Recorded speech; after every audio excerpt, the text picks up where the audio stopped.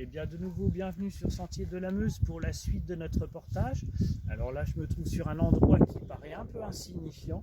C'est une butte, et pourtant, à votre avis, qu'est-ce? Eh bien, un ancien camp romain. Effectivement, toute cette zone s'appelait Upémont. Alors sur Upémont, on a trouvé des traces dans les écrits, notamment des sociétés savantes de Châlons-sur-Marne à l'époque, il y a très longtemps, qu'il y avait une sorte de petit hameau avec paroisse et quelques maisons d'habitation. D'ailleurs, quand on parcourt les champs, on trouve quelques traces de subduction. Les subductions, ce sont les fondations des bâtiments. Et au sommet, on a des écrits qui datent de l'époque de Napoléon III, où il y avait encore les anciens qui parlaient des fossés et des palissades qui ont été démontées, puisque ça avait été déboisé et il y avait du pâturage. Donc, quel est le mystère? Eh bien, on peut se poser une question étrange.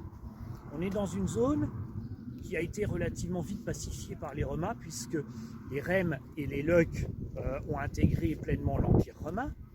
Il n'y a pas de grande ville très près. Reims est assez loin, hein. Faut penser qu'à l'époque on faisait 30-35 km maximum à pied. Châlons relativement aussi, et puis la station de Bar-le-Duc ou Nasium, n'en parlons pas.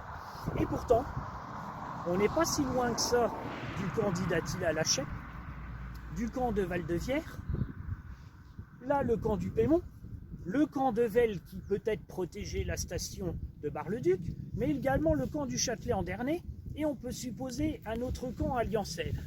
Alors pourquoi autant de camps militaires dans ce secteur? Mystère.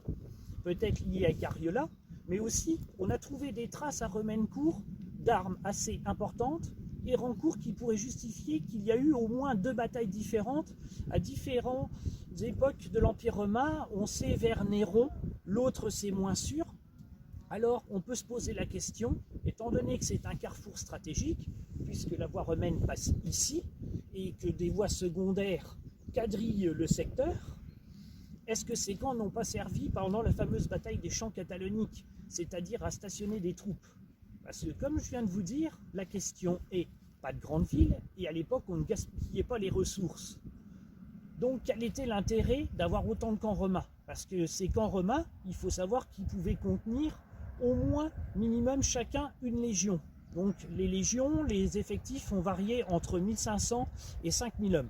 Alors ça dépendait de l'époque de l'Empire romain et puis de la qualité des troupes. Faisons une moyenne de 1500 hommes. 1500 hommes au camp d'Attila. 1500 hommes à Val-de-Vière. 3000. Ici Upémont 1500. 4500.